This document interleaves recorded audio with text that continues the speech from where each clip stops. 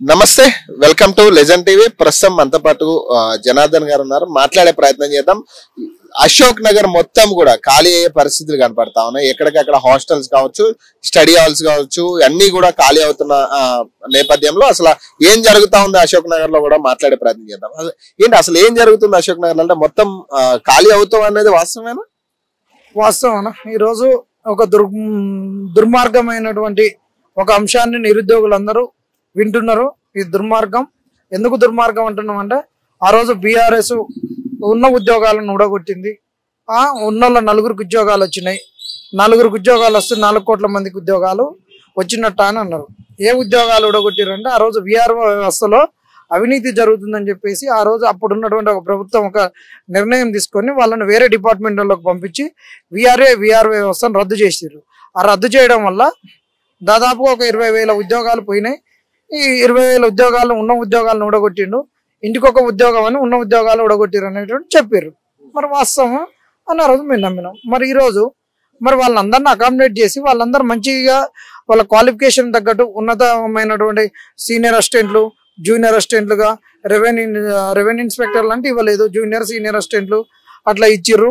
వాళ్ళందరూ కూడా విఆర్ఏలు కూడా జూనియర్ అసిస్టెంట్లు, నాకు తెలిసినటువంటి పిల్లలే కొంతమంది మా పక్క వాళ్ళు విఆర్ఏలు జూనియర్ అసిస్టెంట్గా గౌట్ జూనియర్ కాలేజీలలో, డిగ్రీ కాలేజీలలో జాయిన్ అయ్యారు. వాళ్ళకు విల్లింగ్ లెటర్స్ తీసుకొని మీరు జాయిన్ కానీ గూగుల్ ఫామ్ అంటే వాళ్ళు వద్దురనైనా మాకు సర్వీస్ రూల్స్ తెలియదు, ఏది తెలియదు, ఇళ్ళకు వస్తే ఏమవుతుంది అనే ఉద్దేశంతో వాళ్ళు 9వ తారీఖు శుక్రవారం వరకు కూడా వాళ్ళు 3,000 మంది జాయిన్ అవుతామని గూగుల్ ఫామ్ నింపారు. 11,000 పైచీలకు 14,000 వరకు వచ్చేటటువంటి ఈ 12,000 పైచీలకు వచ్చేటటువంటి రెవెన్యూ వ్యవస్థలో విఆర్ఓ పోస్టులకు గాను విఆర్ఓ పోస్టులు, విఆర్ఓ పోస్టులు. దానికి వీళ్ళు ఒక్కరోజు శుక్రవారం నైట్ నుండి శనివారం నైట్ వరకు ఇవాళ మొత్తం ఎంతమంది నింపారు అంటే మొత్తం ఒక 11,000 మంది నింపారు. ఒక్క రోజులో 8,000 ఫామ్స్ అట్లా వస్తాయి.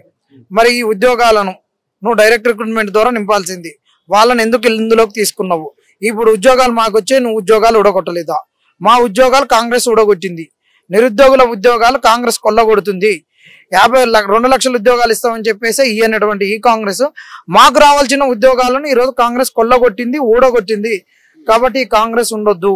ఈ కాంగ్రెస్ అనేటటువంటిది ఎంత దుర్మార్గంగా వ్యవహరిస్తుందంటే, వాళ్ళ కాడ 2 లక్షల ఉద్యోగాలు అని చెప్పి ఎందుకు ఇవ్వలేదు, యూత్ డిక్లరేషన్ ఎందుకు ఇంప్లిమెంట్ చేయలేదు అని అడుగుతుంటే, ఈ ఉద్యోగాలను ఊడగొట్టినప్పుడు నిరుద్యోగులారా మనకు ఇంకా ఈ కాంగ్రెస్ ప్రభుత్వం ఏ విధంగా మనకు ఉద్యోగాలు ఇస్తుంది ఒక్కసారి ఆలోచించండి. ఇప్పుడు మీరు అంటున్నారు 2 లక్షల ఉద్యోగాలు ఏడాదికి ఇస్తా అన్న విషయం గురించి. కానీ కిరణ్ కుమార్ గారు లాంటి వాళ్ళు కూడా కొన్ని సందర్భాల్లో కూడా మాట్లాడుతూ వాళ్ళు ఏమంటారు అంటే, మేము అనేది 5 సంవత్సరాలకి ఇస్తామన్నా 2 లక్షల ఉద్యోగాలు, ఏడాది కానీ మేము ఎక్కడా చెప్పలేదు అనేది వాళ్ళు చెప్పే వాదన. ఏం చెప్తారు? మరి వాళ్ళు చెప్పే వాదన ఏదో వాళ్ళకు కూడా కరెక్ట్ నేను అడుగుతా. మరి వాళ్ళు చెప్పమనండి. మరి ఇది ప్రియాంక గాంధీ మాట్లాడినటువంటి మాటలు. ఇక్కడ చూడండి, మీరు పెట్టాలి.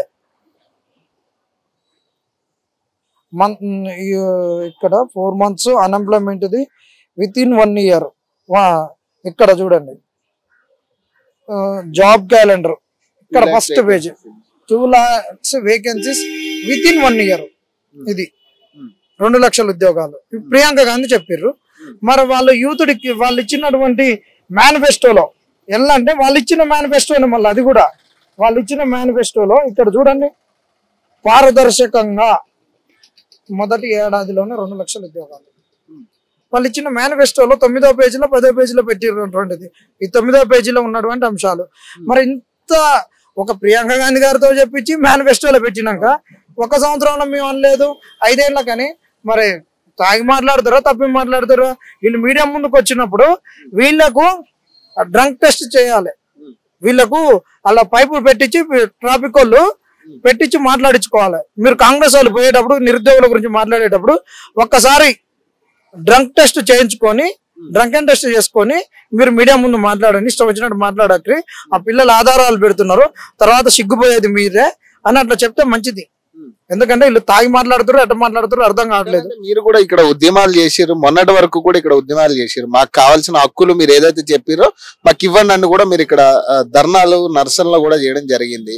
చాలా ఇష్యూస్ కూడా జరిగినాయి. ఇక్కడ పోలీస్ దెబ్బలు కూడా తిన్నారు మీరు. మరి ఇలాంటి నేపథ్యంలో సడన్ గా మొత్తం అశోక్ నగర్ ఖాళీ అవడానికి అంటే విద్యార్థులు వెనక్కి తగ్గినట్టుగా తెలుస్తుందా లేకపోతే ఎట్లా? విద్యార్థులు వెనక్కి తగ్గలేదన్నా. ఇప్పుడు వాళ్ళు ఇస్తని చెప్పినటువంటి మంత్లీ అలవెన్స్ అనేటటువంటిది నిరుద్యోగ భృతి ఇస్తని చెప్పిర్రు.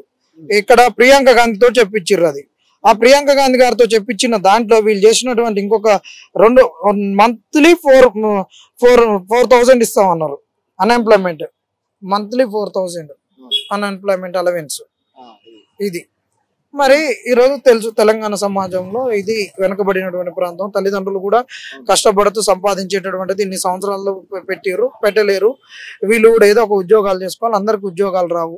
వీళ్ళు కొంతమంది వెళ్ళిపోతారు, కొంతమంది కొత్త వాళ్ళు వస్తారు. పాత నీరు పోతే కొత్త నీరు రావాలని మీరే అన్నారు కదా. మరి ఈ పాత నీరులో కూడా అందరు వెళ్ళిపోరు కదా. మరి వాళ్ళు ఇన్ని సంవత్సరాల సంది ఉన్నారు. నీ కాంగ్రెస్ అధికారంలోకి ఇచ్చి 2 లక్షల ఉద్యోగాలు అనుకున్నారు. 2-3 ఏళ్ళ సంది ప్రిపేర్ అయ్యాడు. ఇంకా 1 ఇయర్ ప్రిపేర్ కావాలంటే నువ్వు నిరుద్యోగ భృతి ఇవ్వడం లేదు, ఉద్యోగాలు ఇవ్వడం లేదు. ఇలా VRO వస్తుందంటే VROని కూడా నువ్వు కొల్లగొచ్చినావు. మరి అలాంటప్పుడు నిరుద్యోగులు ఇంకెట్లా ఉంటారు? ఉండరు కదా. ఇవాళ ఉద్యోగం రానోనికి నువ్వు 10 లక్షల రుణాలు ఇస్తాంటివి, అది కూడా ఇవ్వకపోతే ఇవన్నీ నువ్వు మేనిఫెస్టోలో పెట్టినటువంటి అంశాలు అడుగుతున్నాం కదా.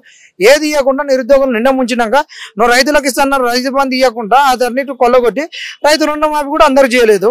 ఒక్కొక్క వర్గాన్ని నువ్వు ఏ విధంగా మోసం చేస్తున్నావు తెలిసినాక వీళ్ళు ఇంకా జీవితాలను ఎందుకు నాశనం చేసుకుంటారు? మొత్తం అంటే స్టడీ హాల్స్ ఇక మొత్తం క్లోజ్ చేసుకున్నారు. మీరు కూడా మొత్తం మేము కూడా కాల్ చేసినాం. దాదాపుగా 70% విద్యార్థులు పోయిర్రు. కొంతమంది ఎదవాళ్ళు మాట్లాడతారు, ఒరే సంక్రాంతి సెలవులకు పోయిర్రా, రిలీఫ్ తీసుకున్నందుకు రా అంటున్నారు. ఎప్పుడు పోలేదురా నాయన, ఎవడు పోలేదు. అట్లా పోతే ఇక్కడ సెలవులకు పోతే మనకి క్యాబిన్ అటనే ఉంచుకొని పోతాడు. మళ్ళీ నా క్యాబిన్ పోతే దొరకదు. నేను ఇన్ని రోజులు ఇక్కడ చదువుకున్నా, నేను అన్ని రాసి అంటించుకున్నా, స్టిక్ చేసుకున్నా, అన్ని ఇక్కడ నాకు ఉంటది అనే ఉద్దేశంతో ఎవరు ఖాళీ చేసుకోడు. ఇలా మొత్తం తట్టపుట్ట చదువుకొని పోయిర్రు అంటే ఇంకా కామెంట్లు పెట్టే కాంగ్రెస్ వాళ్ళు ఏ దిమాగ్ తోటి పెడతారో అర్థం కావట్లేదు. ఈ కామెంట్ పెట్టే ఎదోముండా కొడుకులే మాకు అప్పుడు కాంగ్రెస్ వస్తుంది రాకుండా ఉండడానికి వీళ్ళే అడ్డు కదా. వీళ్ళు ఎట్లా అంటే అలుగు నిండినాక అలుగు మీద కొంగలెట్టేస్తే అటు వచ్చే ఎదవాళ్ళు వీళ్ళు.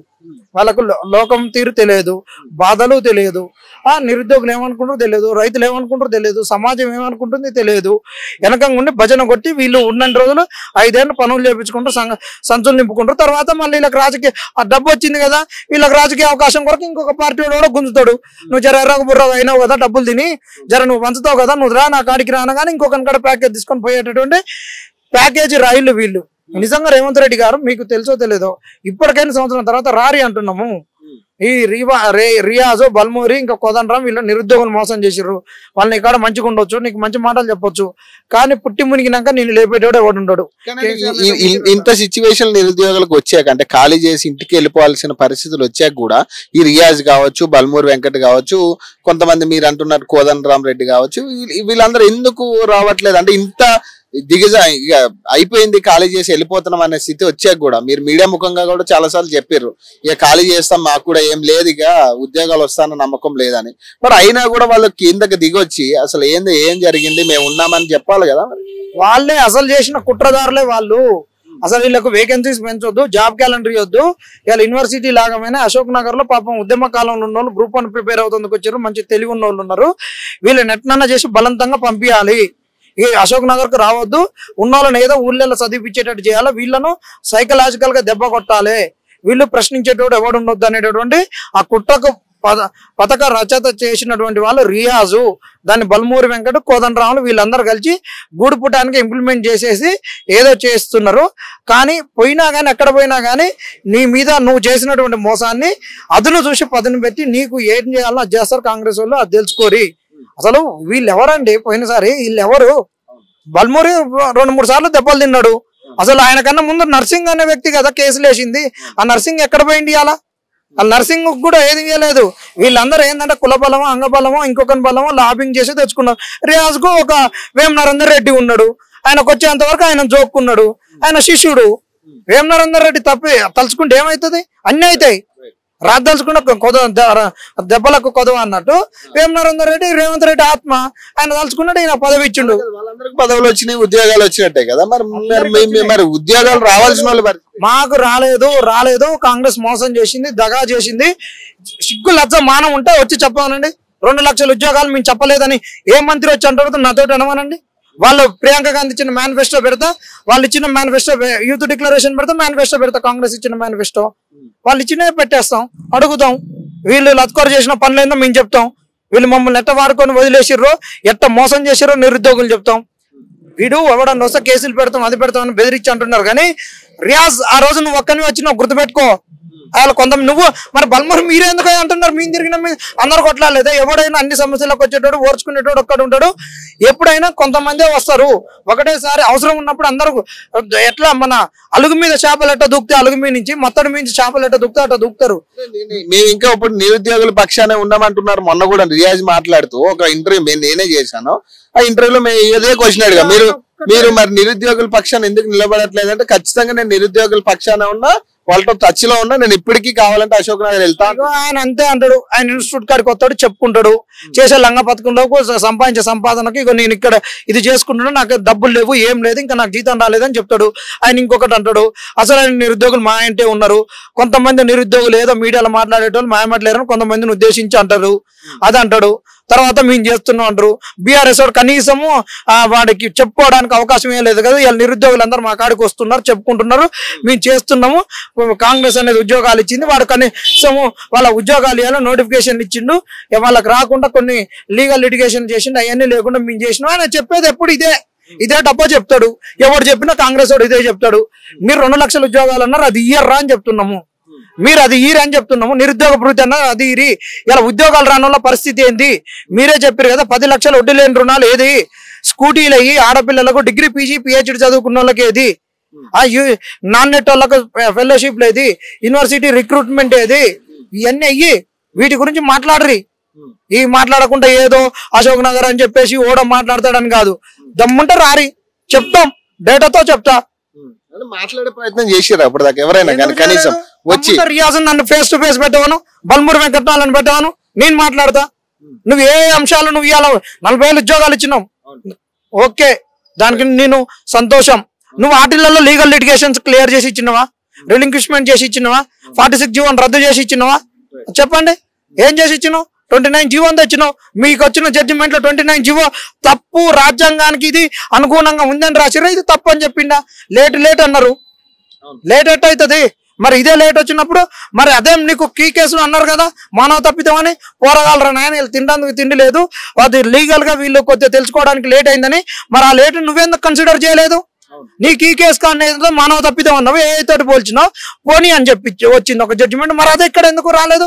అట్లా వచ్చింది కదా జడ్జిమెంట్. 29 జీవో మీద మీ స్టాండ్ అయిందో చెప్పరి, మాట్లాడరి.